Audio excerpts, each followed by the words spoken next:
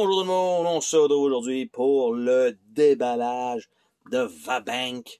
Donc un jeu dans le style casino, comme on peut voir, qui est un jeu un peu de chance, un peu de bluff, bref, un peu ce qui est le casino finalement.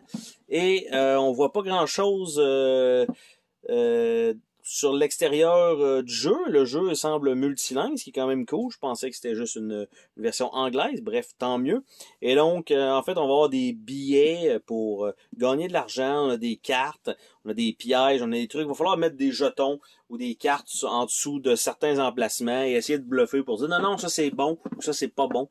Et les joueurs doivent décider quel emplacement ils veulent aller pour récolter un peu d'argent. Donc, la boîte, bonne facture quand même. Donc, on va mettre ça de côté.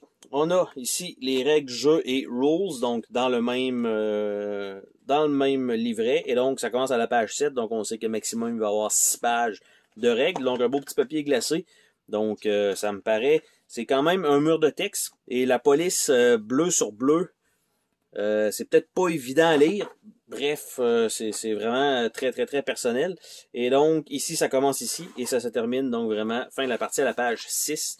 Donc, et l'aide de jeu, en arrière en 2 versions, ce qui est quand même bien aussi. Par la suite, nous avons une pile de jetons. Et ceux-là, ça me semble être du bon jeton. Vous voyez l'épaisseur, là, c'est très, très, très épais.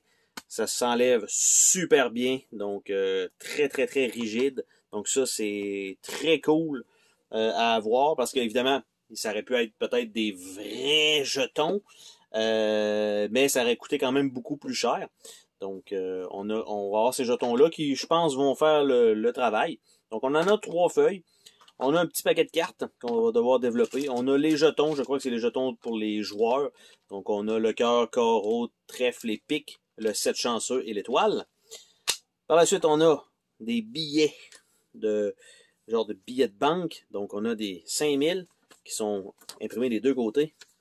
On a des 10 000. On a des 50 000. Est-ce que c'est la même image des deux côtés? C'est la même image, donc ça vaut pas le coup. On a des 100 000. Et on a des 500 000.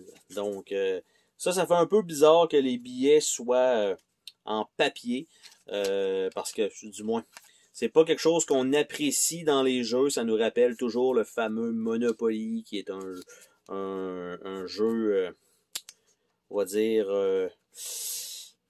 très vieux jeu. La monnaie papier, pas super efficace. Bref, ici, ça va, évidemment, on s'entend qu'ils vont être marqués, ça va devenir un peu plus comme des vrais billets de banque.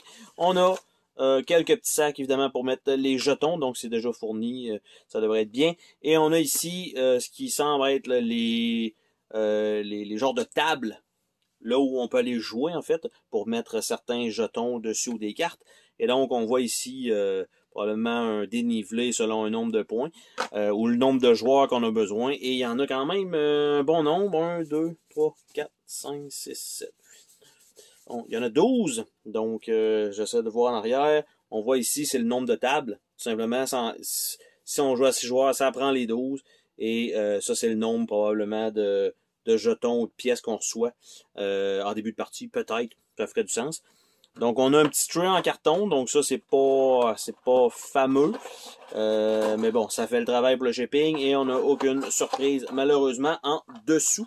Ce qui aurait peut-être été bien dans tout ça, et là, je dis ça comme ça, pour faire la petite référence au Monopoly, ça aurait été peut-être d'avoir un tray pour les billets, tout simplement. Mais, comme les billets sont comme un genre de petit papier glacé, et sont très très gros, ça aurait pris un trait un peu plus large, même ça aurait pas été probablement assez, il aurait fallu que les billets soient plus petits, mais si les billets sont plus petits, ça tomberait comme le jeu Saint-Pétersbourg, donc les petits billets, il faut apprécier. Donc, on a tout ça qui est là, on a ça, et il nous reste les cartes à regarder. Qu'est-ce que ça donne de ce côté-là? Les fameuses cartes. Et donc, déballage de tout cela. Nous avons des cartes de différentes couleurs, donc 2 fois, 3 fois, x4, x5, x6. Et donc, j'allais dire, je vais toutes les tourner de l'autre côté. Mais il semblerait que soit c'est un deck de cartes par personnage qui ferait du sens. Donc un x2, un piège et un rien du vent, probablement. Et ça retombe la même chose pour chacune des couleurs selon le pion qu'on décide de choisir. Et là, on tombe ici, en fait, avec les couleurs des joueurs. Donc, les 7 couleurs. Et on a par la suite des cartes de 1 à 6 qui sont fort probablement les cartes de soit d'ordre ou de joueurs parce qu'ils sont la même chose des deux côtés. Donc, on a ça. Et les cartes ont quand même un petit fini tissé. Donc, ça, c'est quand même... sont un peu minces, mais c'est quand même une bonne qualité.